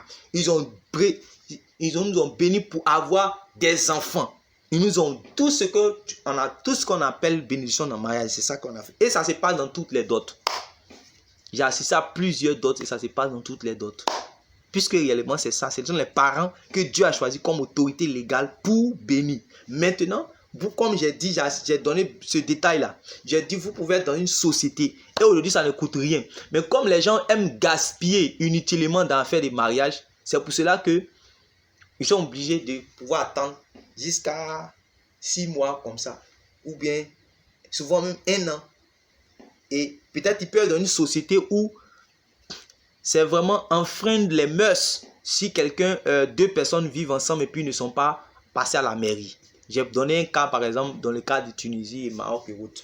Selon le témoignage, ça c'est selon le témoignage d'un frère. Voilà, qui m'a dit que là-bas, c'est comme ça qu'ils considèrent les choses. Peut-être qu'il y a d'autres pays encore. Voilà. Donc tu es là-bas, tu vas simplement à la mairie, ça ne te coûte rien. Il y a un autre de mes frères qui est au Canada. Je ne sais pas si tu le connais, le frère Barwani, c'est un frère là. Par exemple, quand il a fait ça, voilà. Quand il faisait c'est un ami quand même intime. Quand il faisait ces trucs là, son mariage là, avec sa femme qui est au Burundi, il est venu du Canada et quand il est arrivé, la société dit en fait là-bas que malgré il a fini de faire la dot tout et tout, lui sait que selon la Bible c'est sa femme, elle aussi c'est considérée comme sa femme, mais ils ont dit que il faudrait qu'il puisse aller par exemple à la mairie et tout. Donc il a fait ça simplement puisque réellement chez lui le plus difficile il a déjà fait le fait de quitter le Canada jusqu'en venir jusqu'au Burundi là, il a déjà fait le plus difficile. Alors ça ne coûte rien de faire ce que réellement chose là, même le même jour même on peut le faire.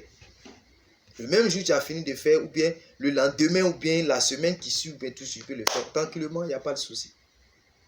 Donc, ils ont gardé sa femme, ils l'ont gardée. Et dès qu'il a fini de faire, puisqu'il est venu, et c'est pas c'est le lendemain ou même dans les jours qui ont suivi net, dès qu'il a fini de faire la dot net, là, ils ont gardé leur fille. Et quand il a fini de faire la mairie, ils ont fait le mariage. C'est fini. Cela dépend des contextes. Par contre, pour moi, c'est son propre père. Après nous avoir béni, toute la famille, mais que ce soit ma famille comme sa famille, tout le monde était là. Plus les amis de l'époux, comme on dit, les amis de l'époux, là, tout le monde était là. C'était, voilà. Et à la fin, son père est venu maintenant, il la dépose chez moi à la maison. Que tient ta femme.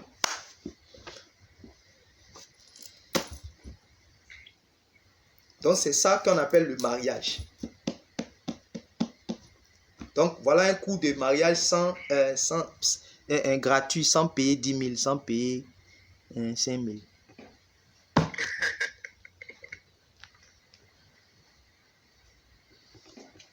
Donc, voilà un peu.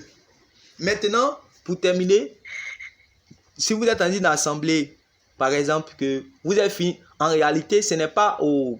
C'est pour ça que vous allez voir dans les Écritures, et là, écoutez bien vos oreilles, vous allez voir dans les Écritures que ni Pierre, ni Paul, ni aucun apôtre n'a pris réellement cet engagement ou bien cette charge de vouloir, oui, cette charge de marier les chrétiens. C'était une affaire sociale. Ce n'était pas une affaire sacerdotale. Ce n'était pas une affaire de l'église. Voilà, mais c'est arrivé dans l'histoire après. Maintenant, si vous voulez que je vous donne ces choses-là, peut-être qu'après, je vais vous donner, voilà. Sinon, vous faites des recherches sur moi, vous allez savoir le premier clergé qui a marié, comment on appelle ça même, qui a mis le mariage dans l'église. Il n'y a pas trop longtemps, hein, voilà. Même le mariage qu'on appelle le mariage à la mairie, là. Voilà, il n'y a pas trop longtemps aussi, c'est venu. C'est dans les années 1900 que ça a commencé à venir. Sinon, 1800, 1900 là-bas que ça a commencé à venir. Sinon, avant ça, c'était une affaire sociale où il y avait seulement que les parents qui bénissaient et les amis de l'époux, les amis de l'épouse qui étaient là. C'était une affaire purement sociale. Mais aujourd'hui, c'est devenu une affaire ecclésiastique et puis ou bien une affaire administrative. Une affaire administrative. Voilà, donc, c'est un peu ça. Donc, aujourd'hui, quelqu'un peut, par exemple, comment on appelle ça, mais finir de faire le mariage, tout et tout, la dot, tout et tout, les noces, tout et tout, et puis venir, par exemple, en assemblée, pour que l'assemblée puisse réellement, si l'assemblée même veut prier, si l'assemblée veut les bénir aussi, mais ce n'est pas eux en fait qui les bénissent en tant que tel, qui les bénissent en tant que tel. Mais aujourd'hui, c'est ça qu'on appelle, les gens appellent mariage religieux.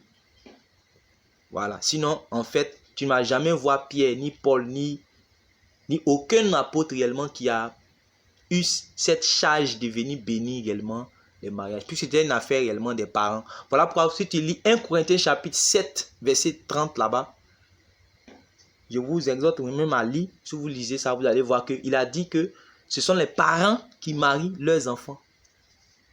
Et ça a été toujours comme ça. Prenez, après tapez sur Google, regardez le premier mariage qui a été célébré dans l'église. Vous allez voir qu'il y a eu plusieurs centaines d'années. Voilà.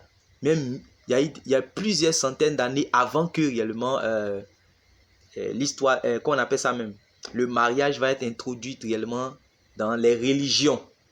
Voilà. Et c'est là que le catholicisme a pris la chose en main. Voilà. Comment ils ont pris la chose en main? Quand ils ont pris la chose en main, ils ont déclaré que tous ceux réellement qui veulent se marier là, il faut qu'ils puissent adhérer à la doctrine du catholicisme, puisque eux, ils voulaient avoir réellement de l'impact dans le monde. Voilà, donc, ils ont demandé à ce que, en ce moment, il y avait la division aussi entre le catholicisme et puis le protestantisme.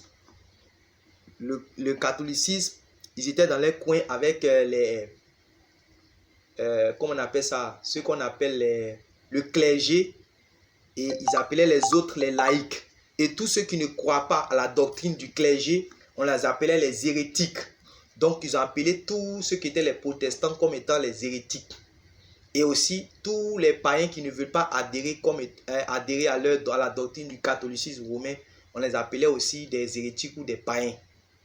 Voilà. Donc, il y a un certain moment, ils ont pris la chose du mariage en main. Et ils ont déclaré que ceux qui ne vont pas venir faire le mariage chez eux, ils ne sont pas mariés. Alors que l'affaire était une affaire sociale. C'était les familles qui se mariaient. C'est-à-dire que c'était des choses simples qui se faisaient en famille. Voilà, tout et tout dans les familles. Les deux familles se réunissent, les amis, tout et tout. C'est une affaire sociale. Voilà, pour comprendre simplement. Mais ils ont décidé de prendre ça en main pour dire que si... C'est pour cela que vous allez voir que ils ont appelé, ils disent qu'il y a 3 choses qu'ils appellent les sacrements. Le sacrement des baptêmes. Et puis ils ont dit qu'il y a le sacrement des mariages. Pourtant, ça n'existe pas dans la Bible. Sacrement des mariages. C'est à partir de là que réellement ils ont commencé à dire que c'est un sacrement.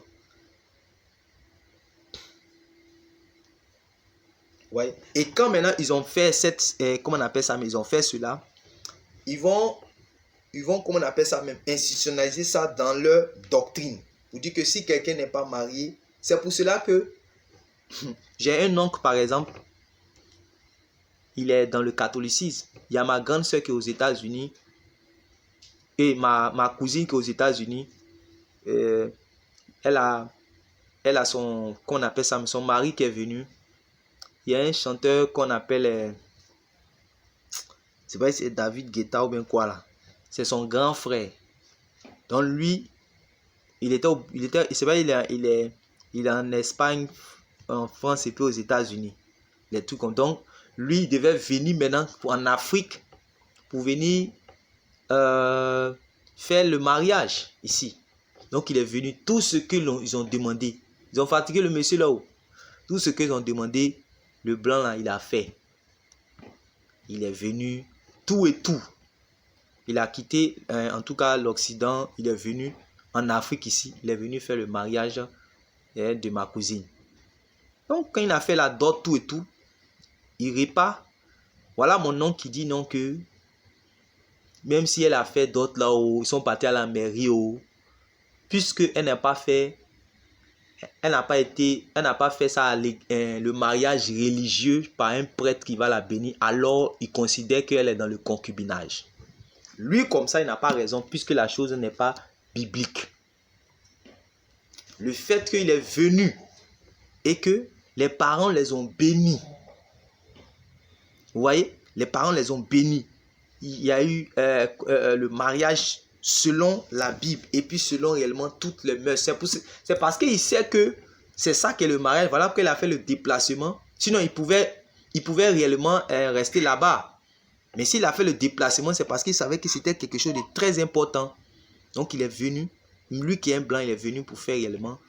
C'est pour cela que les blancs quittent. Les blancs qui sont mariés, ceux qui font les mariages mixtes, sont mariés aux blancs. Il y a les blancs qui quittent pour venir ici, non? C'est parce qu'ils savent que c'est une chose qui est très importante. Maintenant, si la chose a eu lieu, voilà, on peut venir dans une assemblée. Si vous appartenez à une assemblée, l'assemblée peut venir prier, vous recommander au Seigneur. Donc, dans ce cas, on ne parlera pas de bénédiction du mariage ou bien c'est nous qui marions, mais on parlera plutôt peut-être de recommandation ou bien de prière pour les mariés ou bien juste voilà, c'est pas quelque chose que c'est nous qui bénissons. Mais aujourd'hui, tu vas faire comprendre ça. Combien d'églises ils vont comprendre puisque la forteresse a été établie depuis plusieurs décennies, depuis plusieurs des centaines d'années maintenant. Donc les gens ont ça dans leur tête. Or, ce n'est pas réellement ça. Donc, voilà un peu par rapport aux questions, frère Richemont Tondé. Ça va? Tranquille, frère. Merci beaucoup. Ok, que Dieu te bénisse. Ce qui est suivant, enregistrer ça par la grâce du Seigneur. Si Dieu fait grâce, on va mettre ça aussi en ligne pour que les autres puissent écouter. Oui, est-ce qu'il y a d'autres questions en rapport par rapport à ce qu'on a, en rapport à ce qu'on a dit? Les frères et sœurs.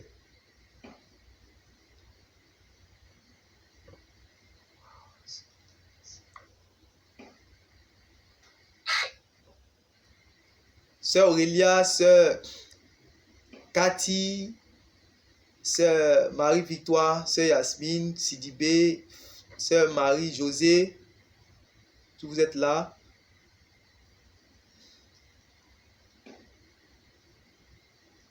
Oui. Est-ce que vous avez des questions? La sœur Osine, toutes les sœurs qui sont là, là.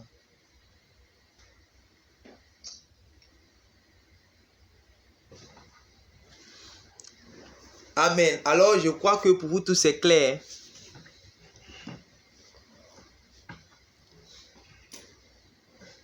Aujourd'hui, est-ce que la sœur Colombe est là? Je ne sais pas, je ne l'ai pas vue. Hein.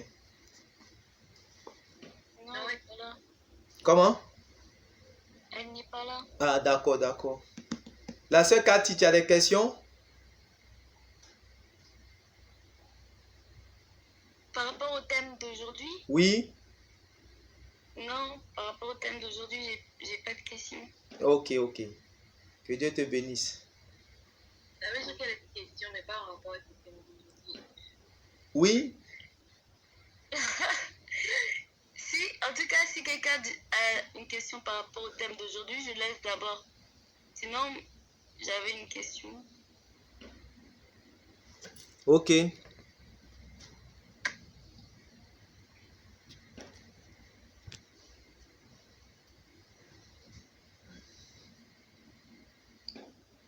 Je vous attends, hein. Il est minuit. Oui, moi j'ai une question, mais qui n'est pas dans le thème aussi. Ok, donc qui pose sa question en premier et puis bon, on va avancer. En fait, je voulais savoir, est-ce que une femme qui est en Jésus maintenant, qui a accepté le Seigneur Jésus dans sa vie, Oui. est-ce qu'elle peut rencontrer un homme qui n'est pas en Jésus et qu'elle peut l'amener à être en Jésus?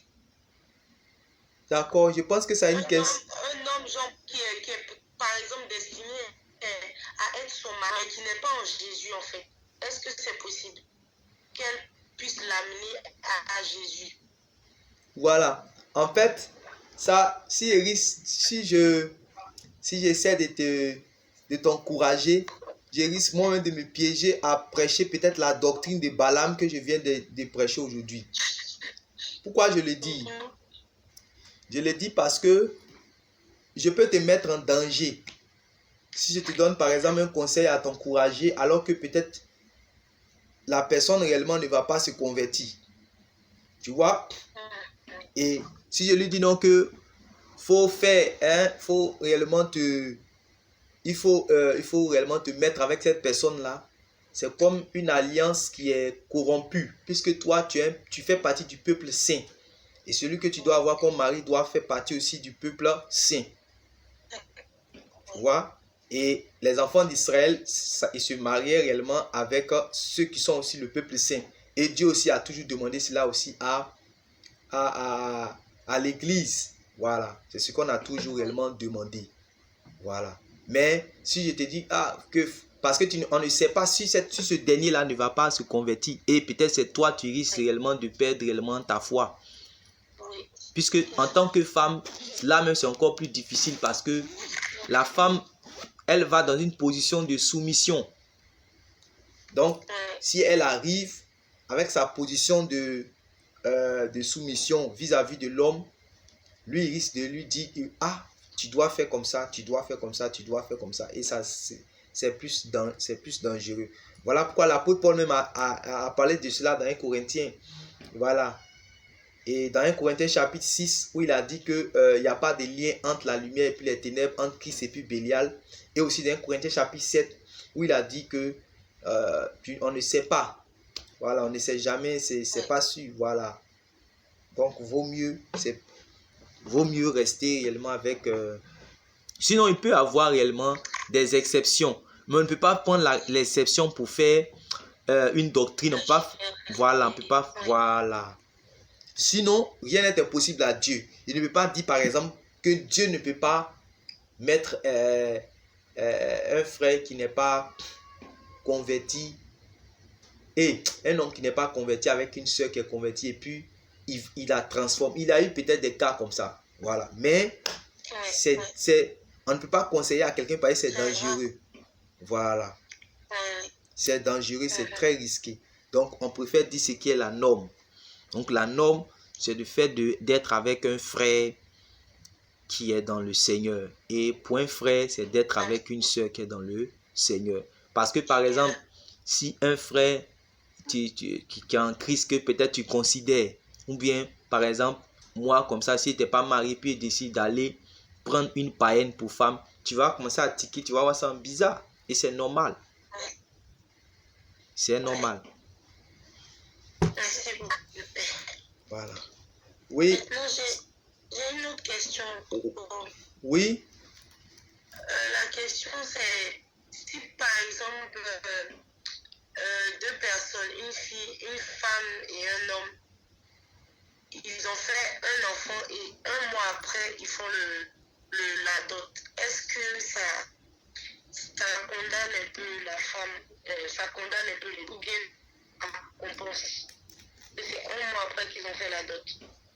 Bon, si les deux, la soeur Cathy, tu vas poser ta question, hein, s'il te plaît. On va terminer avec la soeur d'abord, puis tu vas...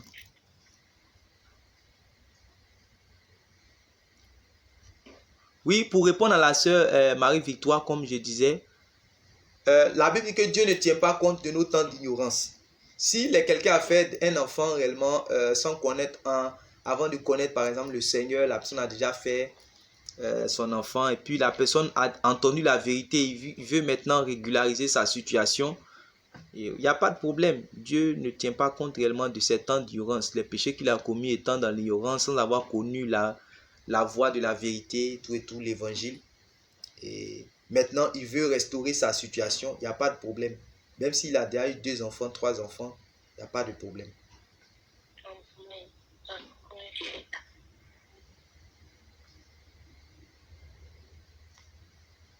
Oui. La sœur Cathy, vas-y maintenant avec ta question. Bonsoir à tous. Bonsoir ma soeur, Dieu te bénisse. Bonne arrivée. Oui, bon, tu étais là depuis longtemps, il peut te dire bonne arrivée. Alors moi j'avais une question par rapport à un verset. Oui. Il se trouve dans 1 Pierre chapitre 4 verset 8. Oui. Je lis: avant tout, ayez les uns pour les autres une ardente charité, car la charité couvre une multitude de péchés. Bon là c'est charité, dans d'autres versions c'est amour. Oui. Et en fait moi je voulais savoir ce que cela signifie en fait, car la charité ou l'amour couvre une multitude de péchés.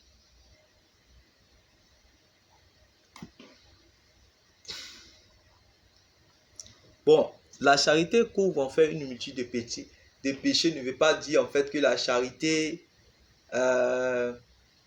permet, avec tout ce qu'on vient de dire par rapport à la doctrine de Balaam, on voit que le Seigneur nous encourage plutôt à prendre position quant à la vérité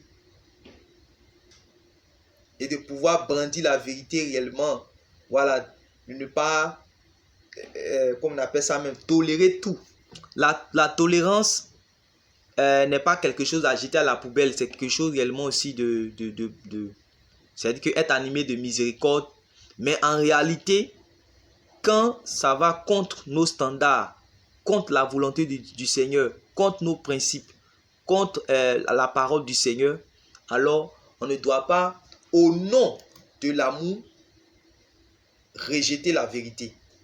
Au nom de l'amour, couvrir le péché, permettre le péché. Ce n'est pas ce que réellement ce passage-là veut dire. Maintenant, en fait, par exemple, vous avez, après avoir entendu réellement toutes ces paroles-là, vous avez un frère réellement qui se trouve dans une situation où il a été indexé. Et par exemple, on ne va pas tout de suite réellement lui coller peut-être une peine, une condamnation, mais on peut par exemple, par l'amour du Seigneur, manifester la miséricorde envers lui. C'est pour cela qu'on souvent on parle de par exemple régularisation de situation, comme on peut faire par exemple pour aider des gens qui, après avoir entendu certaines vérités de la parole de Dieu par rapport au mariage, tout et tout, et puis on essaie de pouvoir les aider à qu'ils puissent rapidement se marier pour être en accord avec les Écritures, qui parlent du mariage, mais plutôt réellement les diviser, qu'on appelle ça même, les condamner, voilà. Ou bien encore autre chose. Par exemple, quelqu'un qui est nouveau dans la foi et qui est tombé dans un péché et qui s'est repenti humblement et qui veut changer. Voilà, comme un enfant qui a décidé de se relever. Et nous, on a sans pitié, on ne veut pas réellement lui accorder le pardon. En ce moment, ce n'est pas bon. Au contraire, on doit comprendre réellement souvent certaines situations, corriger normalement, corriger et puis compatir aussi, avoir la miséricorde. Parce que si on vous est dans un coin, dès que quelqu'un par mégarde est tombé, en même temps, on veut réellement le châtier, le mettre réellement à terre. On ne veut pas lui laisser réellement une chance de pouvoir se relever, tout et tout. Ça, c'est ça, on dit que réellement tu manques de miséricorde. Or, on dit l'amour, quand quelqu'un a l'amour dans son cœur, il peut être patient. Par exemple, quelqu'un peut déconner comme ça, et puis par amour, tu lui permets, c'est comme si tu lui accordes encore une nouvelle chance, tu lui fais encore miséricorde. Voilà, c'est dans ce sens-là qu'on dit que l'amour couvre une multitude de fautes. C'est-à-dire que ça garde le silence. Par exemple, moi il m'arrive en tant que berger, en tant que conducteur d'assemblée, je peux voir certaines choses que je trouve, je peux mesurer selon le degré que le Saint-Esprit va mettre en moi, je peux mesurer pour voir. Par exemple, nous aussi souvent on commet des fautes. Le Seigneur immédiatement ne nous retire pas un coup en même temps sa face. On peut commettre réellement souvent quelques fautes. Peut-être il y a des degrés, même si tout péché conduit à la mort, mais il y a des degrés de faute que quand tu fais cela, là, ça seulement le Seigneur n'est pas d'accord. Mais à d'autres, il te permet quand même de te relever, de venir te demander pardon, et puis votre relation continue. Voilà. Donc, il patiente. Et quand réellement, l'amour garde le silence sur ces fautes-là, c'est dans ce sens-là qu'on est en train de parler. Voilà. Donc, l'amour garde le silence sur une multitude de fautes. C'est-à-dire que c'est la compassion. Ici, c'est dans le sens de compassion, de miséricorde. Voilà, c'est dans ce sens-là.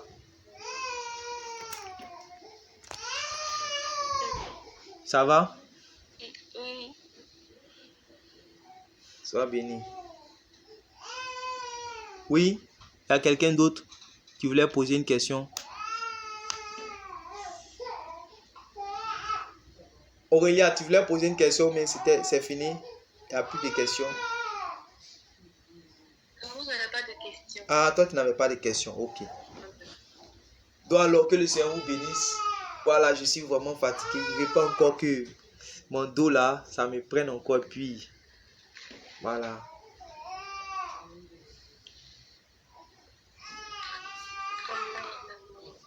Donc, retenez bien tout ce qu'on a dit. Retenez bien tout ce qu'on a dit. Les messages, souvent quand on fait là, je mets ça sur audio et puis j'essaie de pouvoir relayer, mettre ça en ligne. Donc quand je mets réécoutez pour votre édification et autres. Donc que le Seigneur vous bénisse. Par la grâce de Dieu, le jeudi, on se verra encore. Voilà. On se verra encore. On va travailler bien encore sur l'église de Thyatire, si le Seigneur le permet. Et on va avancer. Voilà, on va avancer dans notre étude.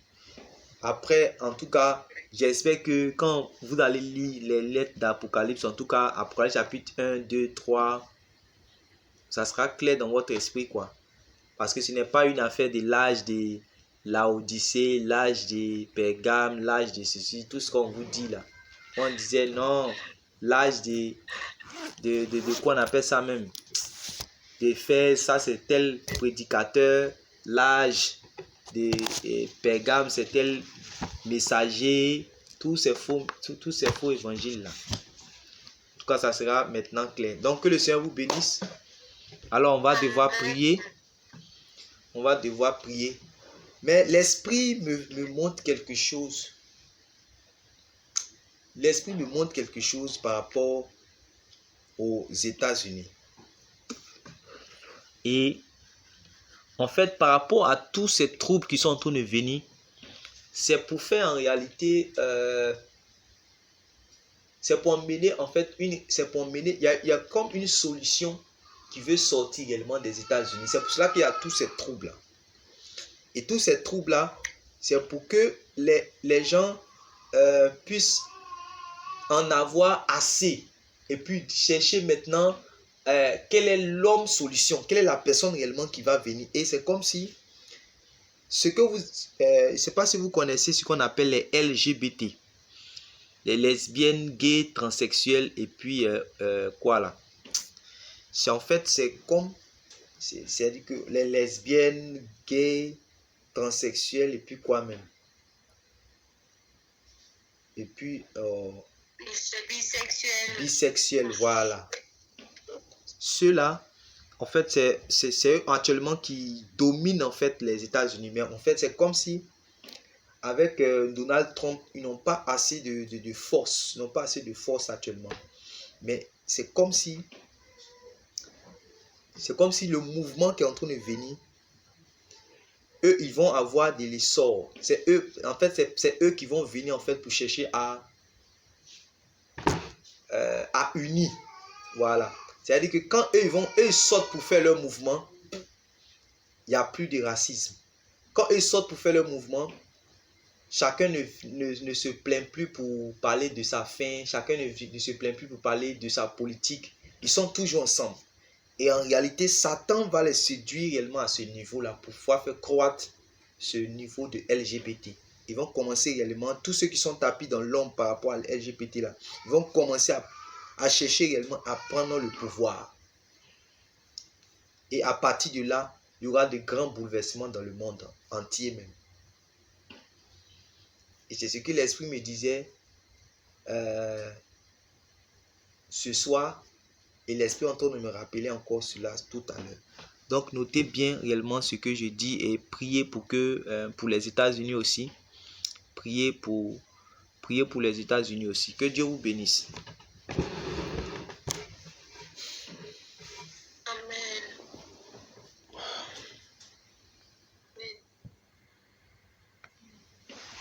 Donc voilà, par la grâce du Seigneur, en tout cas, je suis en train de me préparer, que ce soit physiquement, spirituellement, en train de se préparer pour faire un mouvement sur Rivera 4. Par la grâce du Seigneur, on va aller avec réellement les guerriers de l'évangile. Avec les guerriers de l'évangile, on va aller du côté de Rivera 4. Et par la grâce du Seigneur, il y a la sœur Aurélia qui nous a fait, qui par la grâce du Seigneur a essayé de bouger un peu pour qu'on puisse avoir des moments de prière dans une salle là-bas. Et nous rendons grâce à Dieu pour cela, afin que ceux qui sont dans la zone, j'espère que réellement vous allez pouvoir inviter certaines personnes qui veulent vraiment comprendre l'évangile, parce que quand on va se réunir, ça sera dans on va avoir des réunions mais à caractère évangélique. Quand je dis évangélique, ça veut dire que dans le sens de l'évangile, dans le sens de vouloir en fait annoncer l'évangile. Pas, quand on dit évangélique, ce n'est pas genre dénominationnel, voilà, mais c'est à caractère pour que l'évangile soit annoncé, pour que les vérités que vous entendez aujourd'hui, ça soit donné à plusieurs, en tout cas, qui puissent avoir la possibilité de pouvoir entendre.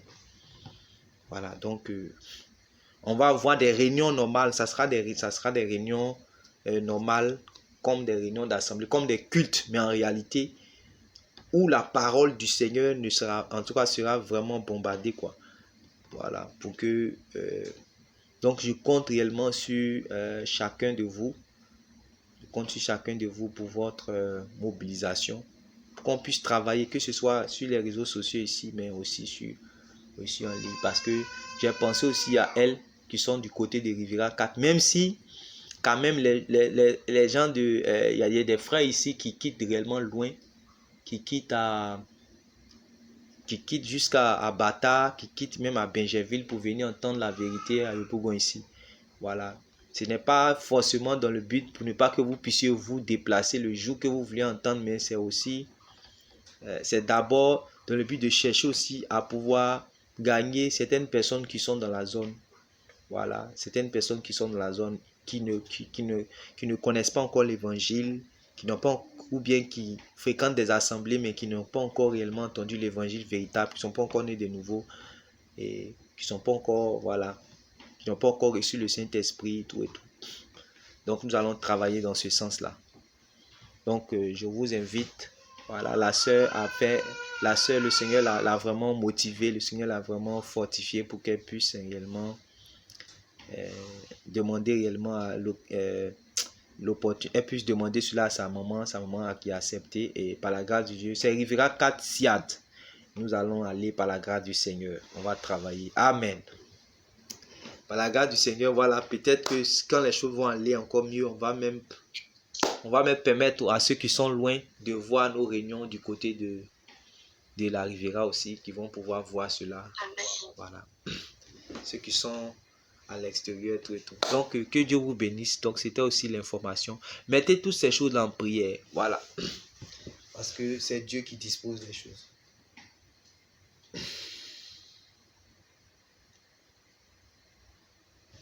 Voilà. Donc, je vais prier. Ou bien quelqu'un veut prier.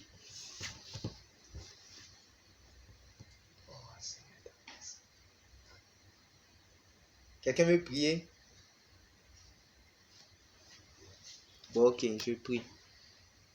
Seigneur, je te dis merci pour la vie de tous tes enfants. Je te rends grâce.